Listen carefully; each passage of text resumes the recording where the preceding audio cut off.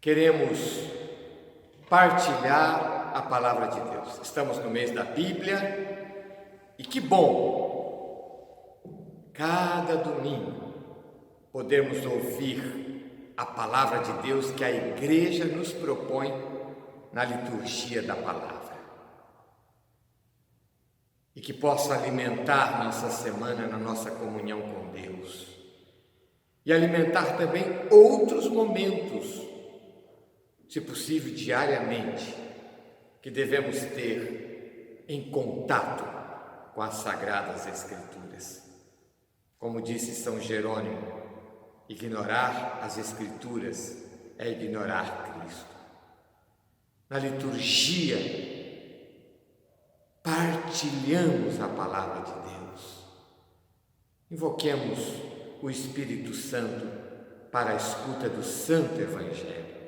Ó Espírito Santo, dai-me um profundo amor ao Sacratíssimo Coração de Jesus, a fim de servi-lo de todo o coração, com toda a minha alma, com todas as minhas forças.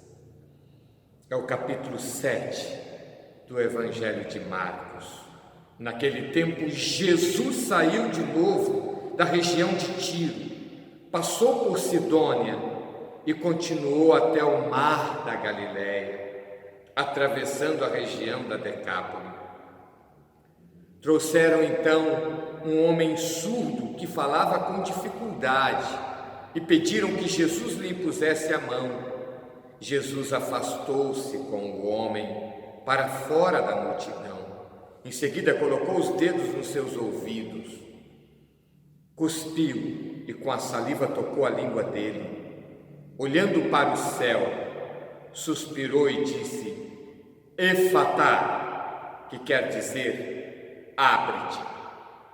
Imediatamente seus ouvidos se abriram, sua língua se soltou e ele começou a falar sem dificuldade. Jesus recomendou com insistência que não contasse a ninguém, mas quanto mais ele recomendava, mais eles divulgavam. Muito impressionados, diziam: ele tem feito bem todas as coisas. Aos surdos faz ouvir, aos mudos falar. Palavra da salvação, glória a vós, Senhor. Meus irmãos, esta cena bonita de Jesus curando esse homem surdo e que falava com dificuldade. A surdez faz a pessoa ficar muitas vezes à parte da vida, comprometendo a comunicação com os outros seres humanos e, de certa forma, o aliena da vida social. Por isso, foi necessário, como diz o Evangelho, que trouxessem ele até Jesus. Penso que aqui tem uma mensagem bonita, e cada um de nós, igualmente, somos chamados a levar nossos irmãos que estão surdos à palavra de Deus para o encontro com Cristo.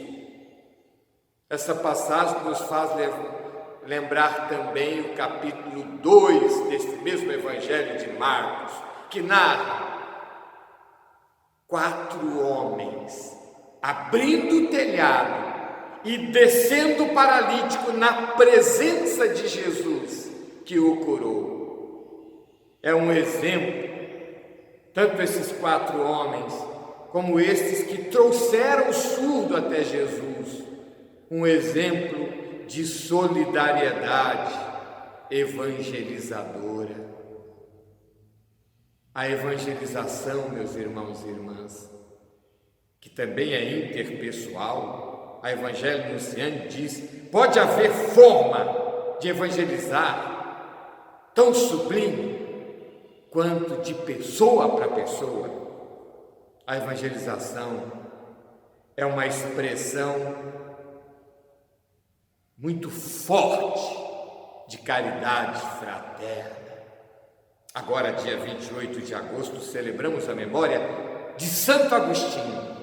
E no dia 27, Santa Mônica, sua mãe, que foi o grande instrumento para a conversão de Santo Agostinho. Nas Confissões, Santo Agostinho escreveu: ela me gerou 2 vezes, me gerou na carne e me gerou no espírito. Ou seja, também através da oração nós podemos gerar pessoas para Deus. Paulo, escrevendo aos Gálatas, diz: Gálatas, aos quais eu gerei. E o Concílio Vaticano II diz que a igreja também gera pelo batismo, pela palavra, e nós somos a igreja. Podemos gerar pelo anúncio da palavra, levando as pessoas a Cristo e Cristo às pessoas, sendo canais da sua palavra, mas também, meus irmãos e irmãs, através das nossas orações. Dia 13 de setembro vamos celebrar a memória de São João Crisóstomo. São João Crisóstomo disse: quando alguém se converte, é porque alguém orou pela pessoa. Quantas pessoas entendem essa missão bonita que provém do nosso batismo, de se colocar como ponte para os outros? Quantas pessoas fazem penitência e oram pela conversão dos pecadores? A importância, Santo Afonso de Ligório, no seu livro sobre oração, fala da importância de se orar pela conversão dos pecadores. Nas aparições de Nossa Senhora em Fátima, ela diz: muitas pessoas se condenam por falta de pessoas que orem por elas. E Nossa Senhora de Fátima pedia àquelas 3 crianças, Lúcia, Francisca e Jacinta, que orasse e fizesse penitência pela conversão dos pecadores.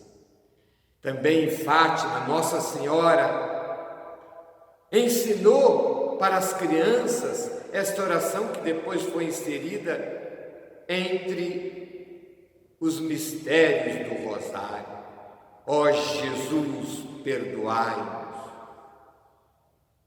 livrai-nos do fogo do inferno, levai as almas todas para o céu e socorrei principalmente as que mais precisarem. Também levar as pessoas a Cristo pela oração.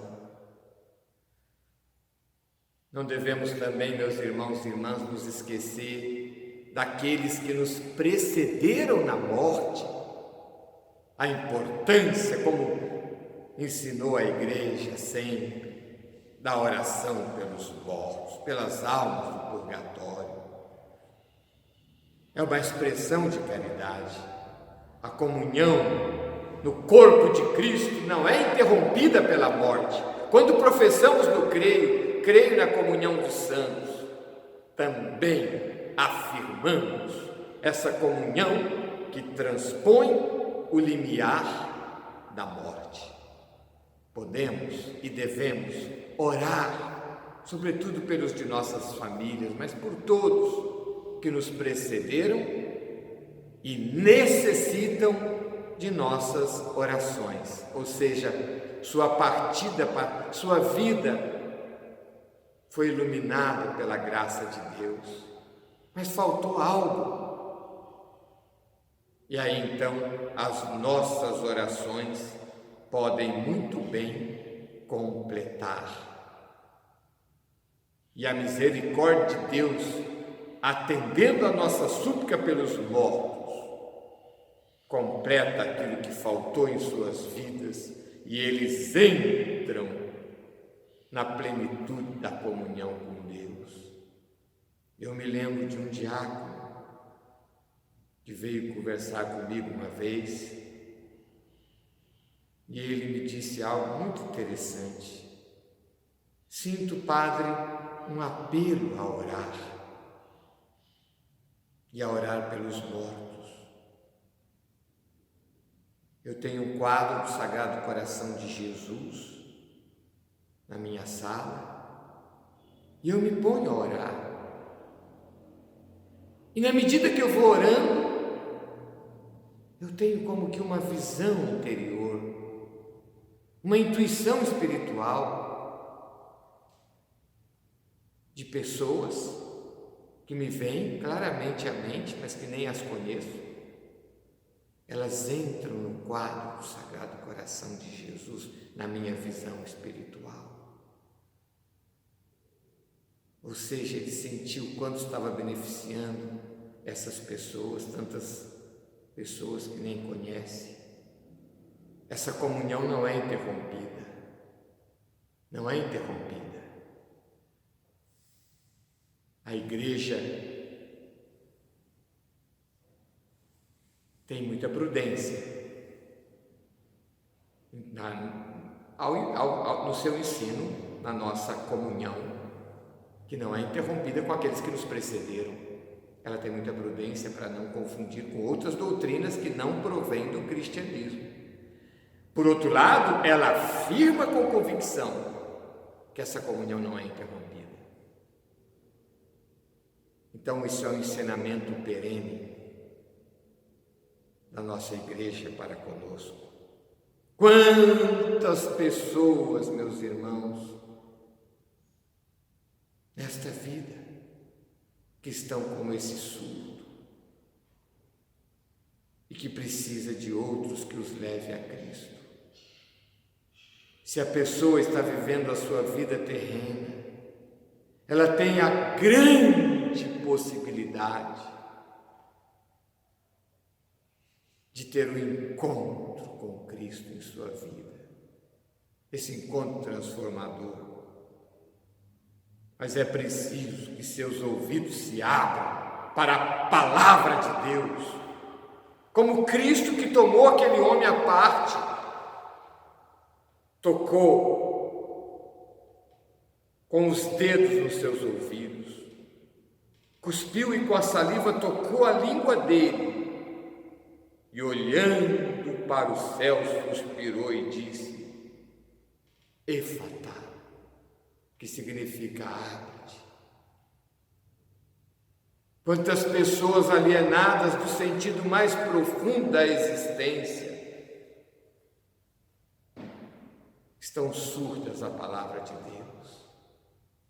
É preciso que o Cristo abra seus ouvidos e Ele quer fazer também através de nós. A primeira leitura do capítulo 35 de Isaías diz: Então se abrirão os olhos dos cegos e se descerrarão os ouvidos dos surdos. Mas antes disso, criai ânimo, não tenhais medo. É preciso também que as pessoas se despertem para ouvir a palavra do Cristo e serem curadas de sua surdez espiritual. A cura do surdo ou a cura dos cegos na Sagrada Escritura, como aliás é o salmo responsorial de hoje, que disse: o Senhor abre os olhos aos cegos, o Senhor faz erguer-se o caído. Tanto a cegueira como a surdez na Sagrada Escritura tem também o simbolismo daquele que não vê o sentido mais profundo da vida, como também daquele que não escuta a palavra. Solidarizemos, meus irmãos, com todos que estão afastados do caminho do Senhor e procedamos como esses homens que levaram esse surdo até a presença de Jesus, das formas que o Senhor coloca como possibilidades para realizarmos a missão. Nos coloquemos em oração. Senhor nosso Deus, abre cada vez mais nossos ouvidos, para que, escutando a Sua palavra, como discípulos, sejamos também portadores dela, como missionários, e possamos chamar os surdos a ouvirem a mensagem do Evangelho. Por Cristo nosso Senhor. Amém. O Senhor esteja convosco. Ele está no meio de nós. Abençoe-vos o Deus Todo-Poderoso, Pai, o Filho e o Espírito Santo. Fique na paz do Senhor. Um bom domingo a todos. Por mais difícil que seja seguir tua